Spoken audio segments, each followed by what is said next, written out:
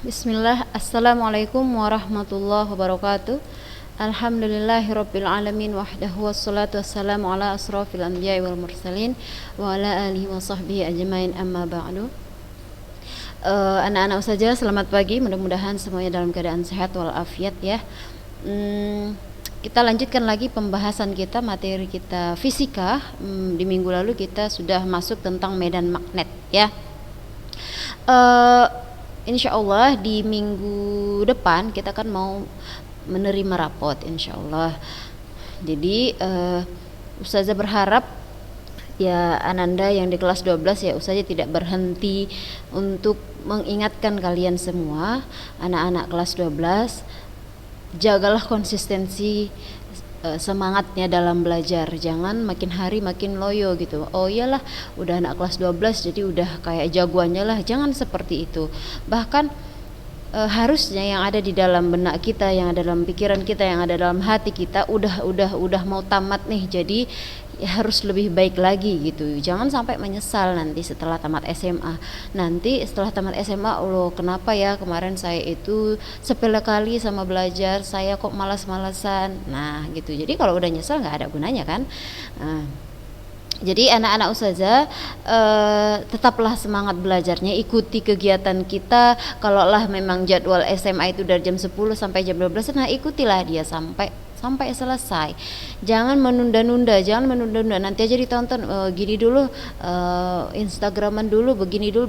Akhirnya banyak yang tidak ditonton dan akhirnya apa?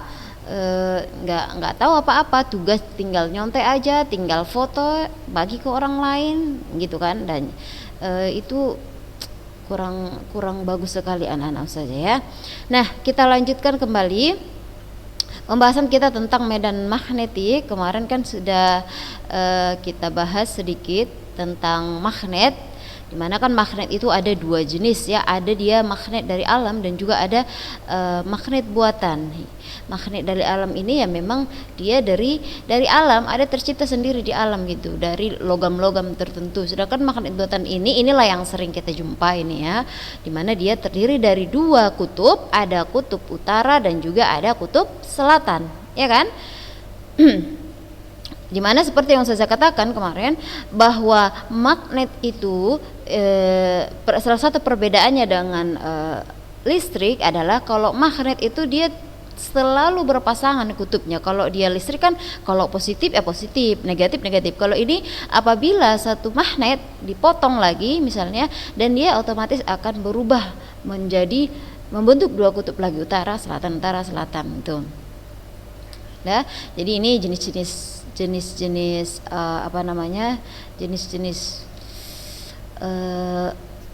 magnet. Ada magnet bata, magnet jarum, ladam, ini dia gambarnya, dan juga kutub magnet ya, medan magnet. Jadi yang dikatakan dengan medan magnet, daerah yang ada di sekitar magnet, ingat ya, di sekitar magnet, dan juga yang pastinya ada pengaruhnya, masih dipengaruhi oleh gaya magnet itu sendiri. Kalau tidak ada, berarti dia masih tidak lagi termasuk medannya gitu. Garis-garisnya juga kemarin sudah kita jelaskan. Ada 3 cara buat magnet, ini masih taraf pembelajaran SMP nih. Cara membuat magnet itu kan ada namanya dengan cara menginduksi, ada dengan cara menggosok gitu kan. Waktu SMP kan udah pernah itu ya. Yang ditemukan oleh Ørsted, ilmuwan pertama yang menemukan adanya magnet di sekitar medan kawat berarus. Seperti yang Ustazah jelaskan kemarin, sekilas Ustazah flashback ya. Bagaimana kata si Ørsted, apabila ada kawat yang dialiri oleh arus listrik lalu kita dekatkan ke situ magnet jarum, ternyata ada terjadi penyimpangan. Nah, jadi dia menemukan bahwa adanya medan magnet di sekitar kawat berarus. Nah, jadi juga yang mau kita bahas juga ini adalah hukum Biot dan Savart. Kemarin sudah sempat ya sekilas kaidah tangannya juga. Medan magnet di sekitar kawat berarus, inilah pembahasan kita. Ini mengulang lagi juga hukum Biot dan Savart yang menyatakan bahwa terbentuknya medan di sekitar kawat konduktor yang berarus listrik. Jadi kalau di buku kalian ada juga di buku. Oh, udah dapat buku fisika belum ya? Kalau belum dapat, anak-anak ustazah, kalau fisika yang K13 belum dapat, bolehlah dipakai buku fisika kakak-kakaknya yang lama juga boleh. Insya Allah materinya kurang lebih masih sama gitu, cuma nanti ke tingkat kedalamannya, contoh-contoh soalnya, begitu perbedaannya. Apalagi kalau kita masih menggunakan penerbit yang sama, rata-rata dia materinya juga paling sedikit-sedikit saja ditambah gitu. Jadi boleh kalau belum dapat buku fisika dari sekolah, atau misalnya anti belum dapat juga beli di Gramedia misalnya buku fisika yang K13 ya, untuk sementara gunakan saja dulu buku kakaknya yang tahun lalu yang masih KTSP gitu ya. Jadi untuk hukum biot dan syafat, jadi dia itu adalah tentang perhitungan besar induksi magnet yang ditimbulkan oleh elemen yang berarus listrik. Jadi dia merumuskannya seperti persamaan berikut ini. dB itu adalah medan magnet ya, medan magnet di suatu titik yang disebabkan oleh elemen berarus sama dengan mu0. Mu0 ini adalah permeabilitas ruang hampa yang nilainya sama dengan 4pi kali 10 pangkat minus 7, sama seperti di listrik statis kemarin kan, dimana D di sini adalah elemennya, elemen arusnya, dl. Sin theta itu rumus sudutnya, nanti kita lihat bagaimana contoh penjabarannya ya, per 4pi r kuadrat. Nah, untuk seperti yang saya katakan kemarin, untuk memudahkan kita dalam perhitungan medan magnet ini, kita biasanya menggunakan kaidah tangan kanan ya, untuk memudahkan menentukan arah medan dan juga arah arusnya. Kemarin kan udah ada Ustazah bilang kan, arah jempol kita itu adalah arah arus, sedangkan 4 jari lainnya itu adalah arah medannya. Medan itu kita simbolkan dengan B ya anak-anak Ustazah ya, B besar yang disimbolkan dengan B, satuannya adalah Tesla. Kalau kita konversi itu sama dengan Weber per meter kuadrat, Weber.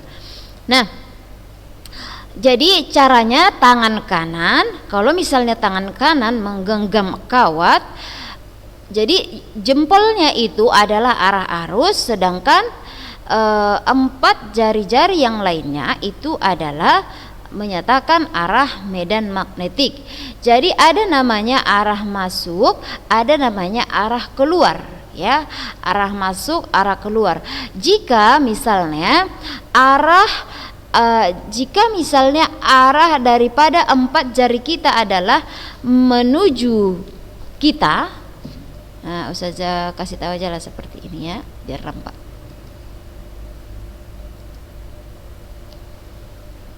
Ini misalnya ya, jika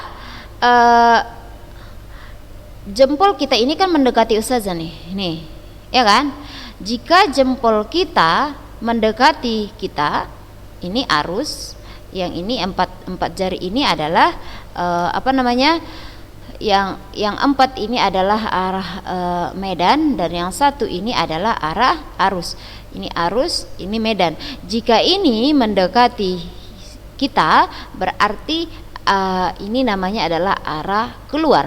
Jika misalnya seperti ini ya, seperti ini menjauhi kita, berarti 4 jari menjauhi kita, berarti dia namanya adalah arah keluar. Jadi masuk keluar kita tandai dengan, nanti ada itu di beberapa soal, ini namanya arah masuk, cross. Kalau ada tanda seperti ini adalah arah keluar. Dot, crossnya masuk, dotnya itu adalah keluar ya anak-anak saja. Baik.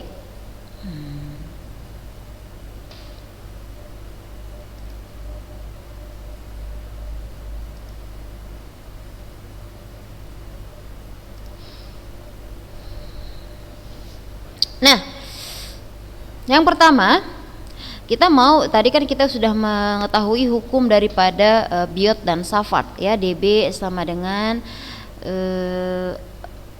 mu 0 dikali dengan I kali dengan D kali sin theta per 4 pi R kuadrat gitu kan. Nah, bagaimana induksi medan magnet di sekitar kawat melingkar di sekitar kawat lurus yang sangat panjang? Induksi magnet di sekitar kawat lurus yang berarus, Jadi kan biar anak-anak ustazah paham, tadi kan kita membahas tentang ya hukumnya si Ørsted itu dia kan yang menemukan bahwa apabila ada kawat yang dialiri arus, dan ini dialiri arus, lalu kita dekatkanlah misalnya magnet jarum. Ternyata ini dialiri arus ya, ada arus di sini, ada arus. Ternyata katanya apabila kawat yang berarus listrik ini kita dekatkan dengan magnet jarum, maka akan terjadi penyimpangan. Ini membuktikan bahwa kawat yang berarus itu menimbulkan medan magnet, gitu kan. Nah, sekarang kita mau bahas bagaimanakah induksi magnetik di sekitar kawat yang panjang yang berarus. Nanti kita akan membahas induksi magnet di kawat panjang yang berarus, lalu induksi magnet di kawat yang melingkar, bagaimana nanti induksinya kalau ada kawat yang melingkar terus dialiri arus. Lalu nanti kita melihat induksi magnet pada pusat kawat melingkar ini. Nanti kita mau mengetahui induksi magnet di sekitar kawat yang melingkar tapi di luar di sini misalnya, bagaimana induksinya di sini gitu. Lalu nanti kita akan membahas juga bagaimana induksi magnet pada lingkaran tapi di dalamnya kayak mana induksi magnetnya gitu. Atau nanti kita akan membahas juga bagaimana induksi magnet pada solenoida, toroida. Apa bedanya solenoida dan toroida? Nanti Ananda lihat apa perbedaan gambar daripada solenoida dan toroida. Nah, kita lihat yang pertama adalah bagaimana induksi magnetik pada kawat panjang. Nih kawat lurus ya, masih kawat lurus yang panjang. Ya, jadi besarnya induksi magnetik pada kawat lurus yang sangat panjang sebesar B sama dengan B itu, ingat ya, B itu adalah medan magnetnya, sama dengan mu 0 dikali I per 2 VA. Ya, itu adalah untuk kawat yang berarus. Ya. Sedangkan apabila kawat yang melingkar, ini kan melingkar, ini gambarnya nih, ini melingkar. Maaf saja nggak bisa mengapa ini kan kawatnya melingkar nih, sudah, kawat melingkar. Bagaimana induksi magnetik pada kawat berarus di titik P ini di sini misalnya, bagaimana induksinya di sini, besar induksi pada titik P. Jadi makanya dia ditarik di sini, terbentuklah sudut seperti ini kan. Besar induksi magnetik di sekitar kawat melingkar berarus pada titik P sebesar B sama dengan mu 0 dikali I mu 0 tetap sama tadi ya, permeabilitas ruang hampa ya, dikali arusnya dikali N di sini adalah dikali A kuadrat. Udah, N di sini nanti adalah jumlah daripada, harusnya tidak ada N di sini ya, karena N itu adalah jumlah lilitan. Jadi ini yang benar yang ini ya, yang hitam ini. B sama dengan mu 0 dikali dengan arus dikali dengan A. A ini adalah jari-jari. Ini A-nya jari-jari nih. Jari-jari dari lingkaran.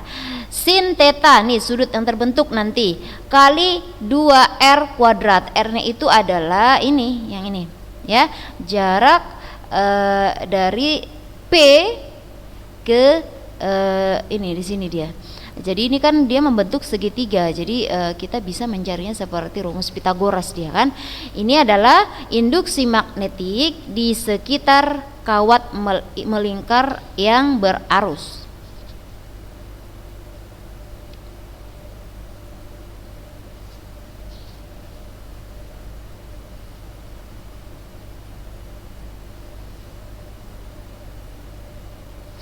Dah. Nah, berikutnya solenoida, toroida, ada kurang satu lagi di sini ya, nggak apa-apa lah. Saja buat aja lah kalau gitu ya. Biar dibuat ringkasannya.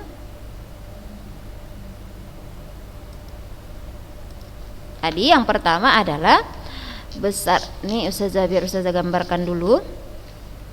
Pada kawat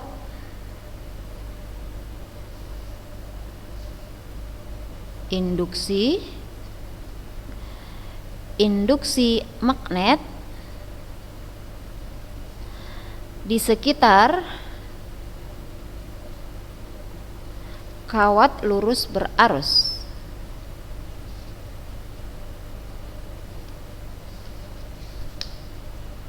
Nah, jadi besarnya induksi di sekitar kawat lurus berarus tadi adalah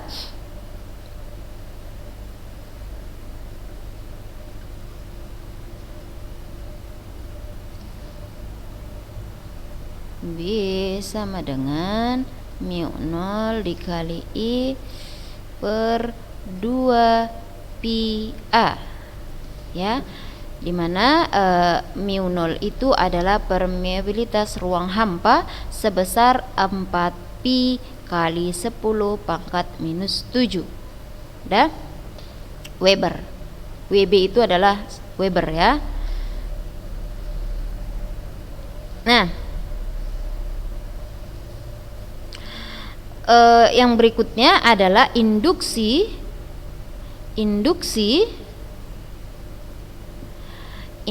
magnet di sekitar kawat melingkar berarus.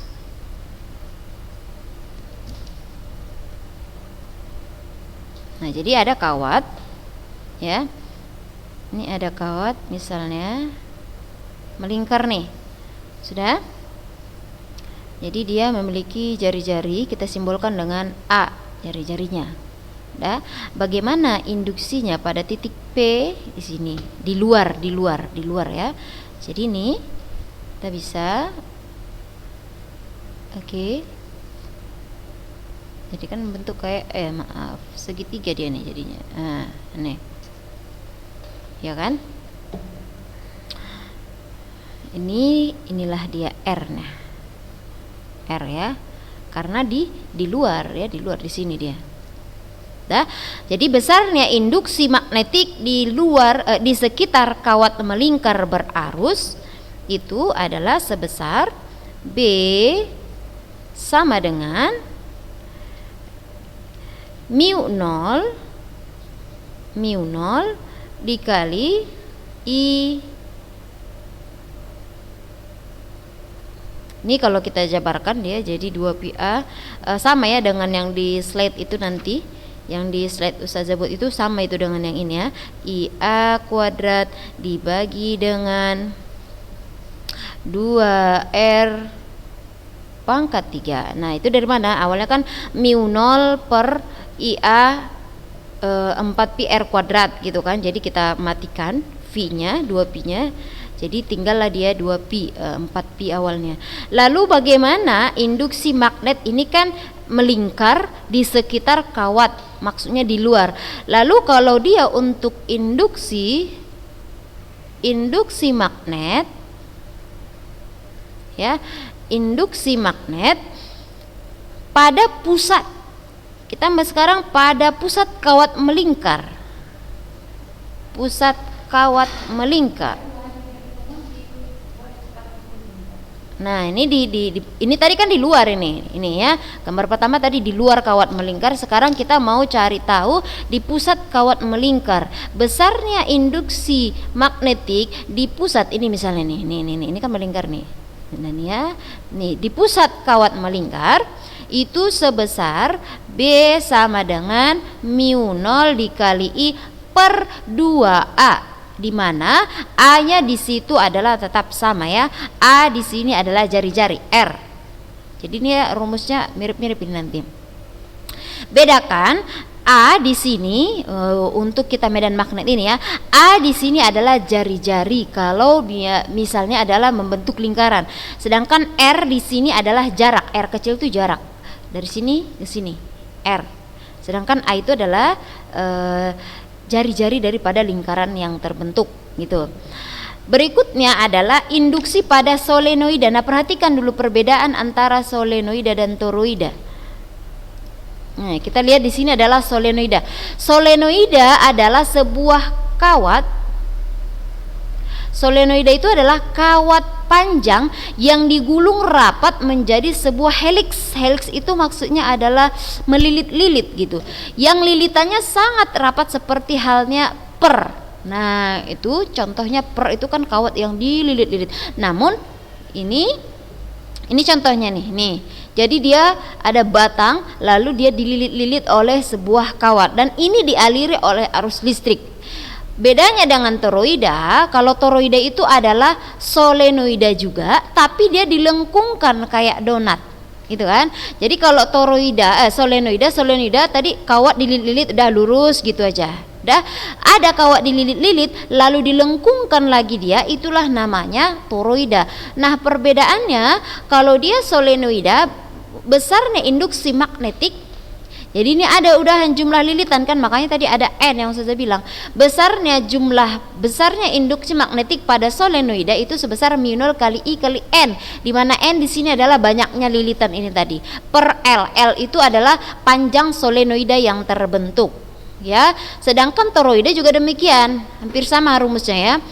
Besarnya induksi magnetik pada toroida itu sebesar mu0 dikali I kali N per 2 pi A. Nah, di sini ada A-nya. Kenapa? Karena tadi kan toroida itu adalah solenoida yang kita lengkungkan jadi dia bulat, sehingga kan terbentuk lagi jari-jari nih, jari-jari lingkaran gitu. Makanya di sini ada 2 pi A. Kalau ini kan per L aja, berapa panjang daripada solenoida gitu kan. Kalau ini adalah 2 VA, berapa ini karena dia sudah ada jari-jarinya. Jadi kalau kita tambahkan lagi di catatan kita nih ya. Jadi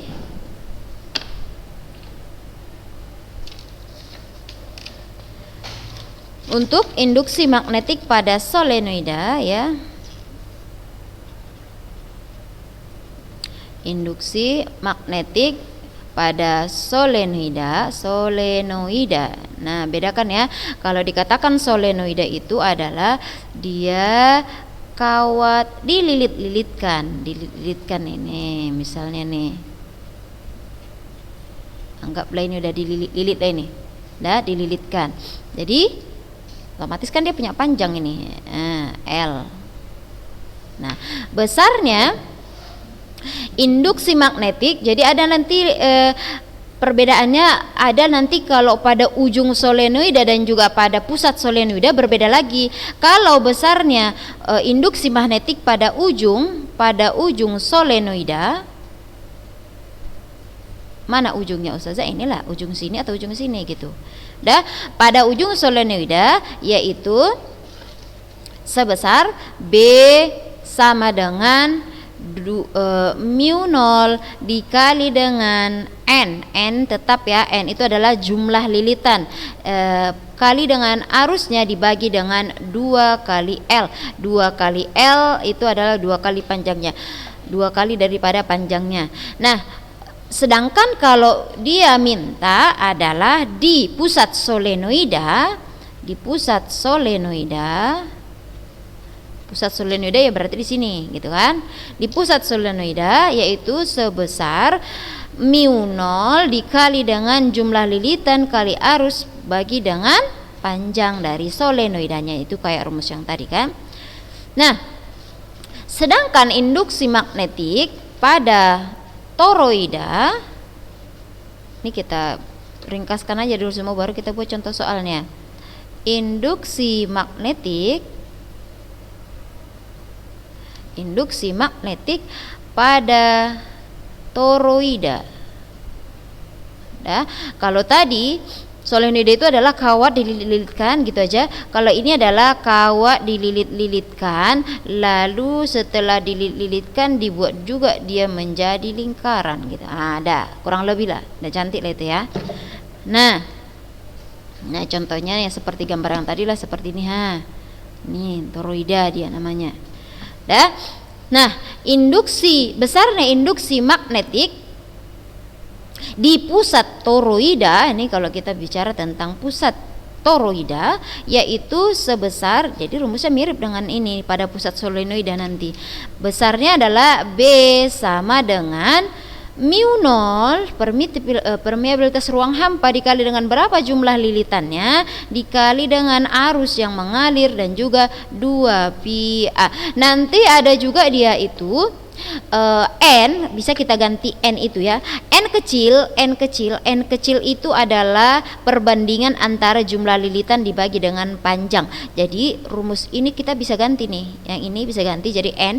Jadi ini rumusnya jadi mu 0 kali N kecil kali I per 2. Nah ini kalau saja substitusi rumus N kecil ini ke sini, ini bisa jadi rumusnya mu 0 kali N kali I per 2.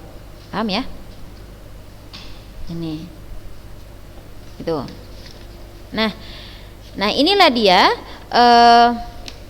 besarnya induksi magnetik pada beberapa kawat yang berarus ya. Yang pertama adalah besarnya induksi magnetik pada kawat lurus yang berarus sebesar B sama dengan mu 0 kali 2 VA. Besarnya induksi magnetik di sekitar kawat melingkar berarus, lalu di pusat lingkaran kawat yang berarus, lalu pada solenoida ini ya, pada solenoida dan juga pada toroida. Oke, itu dia. Baik, kita perhatikan dulu contoh soalnya.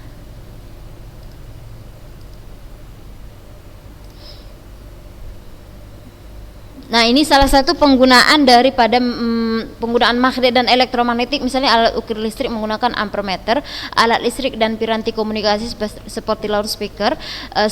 Speaker itu adalah alat untuk mengubah sinyal listrik menjadi sinyal akustik yang disebut dengan elektrotransducer.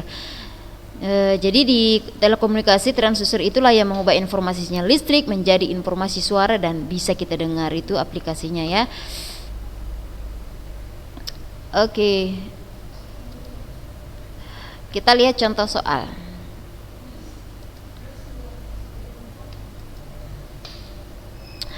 Contoh soal mana dia? Ini untuk gaya Lorentz belum ya anak-anak ustazah ya, insyaallah di minggu depan. Oke, ini perhatikan contohnya. Sebuah kawat lurus. Nah, kawat lurus sudah dibilangnya nih, berarti kita pakai formulasi yang pertama tadi kan, kawat lurus berarus, ya kan? Tadi kan ada 5 ya. Ada kawat lurus, induksi pada kawat lurus, ada induksi pada kawat melingkar, pada di pusat kawat melingkar, pada solenoida, pada toroida ya.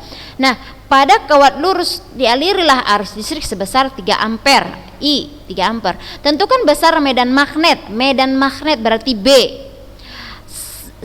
Ketika titik S berada pada jarak 15 cm dari kawat. Berarti dia A-nya adalah 15 cm, ubah ke meter, dapat kita permeabilitas ruang hampanya kan sudah ketetapan dia. Rumus tadi untuk kawat lurus berarus itu sebesar yaitu B sama dengan mu 0 kali I per 2 VA, ya kan? Udah tinggal masukkan aja 4V kali 10 pangkat minus 7 dikali dengan arusnya 3 ampere dikali dengan 2 dikali dengan pi. Kali 2pi, pi-nya nggak usah dimasukkan angkanya ya, nanti bisa kita matikan V dengan pi. Udah, lalu A-nya adalah 15 kali 10 pangkat minus 2. Udah, ini 4pi dibagi dengan 2pi berarti 2, terus 3 per 15. Nah, cari sendirilah berapa lah itu hasilnya tuh. 4 kali 3 12 kali 10 pangkat minus 7 ya kan, per 2 kali 15 itu adalah 30. 30 dikali 10 pangkat minus 2 berarti 3 kali 10 pangkat minus 1, ya kan? 12 pi bagi 3 pi berarti 4. Pi-nya habis ya, pi-nya habis 4 kali ini 10 minus 7 bagi 10 minus 1 naik ke atas menjadi jadi positif 1 kan, jadi hasilnya minus 6. Jadi hasil daripada besarnya induksi magnetik jaraknya 15 cm itu sebesar 4 kali 10 pangkat minus 6 Tesla. Oke? Baik anak-anak saja, demikian itu saja dulu materi kita pada hari ini. Kita lanjutkan di minggu depan. Barakallahu fikun. Nah, santai-santai saja dulu, di minggu depan saja kita mau bagi rapot, baru situ kita kasih tugas. Barakallahu fikun. Assalamualaikum warahmatullahi wabarakatuh.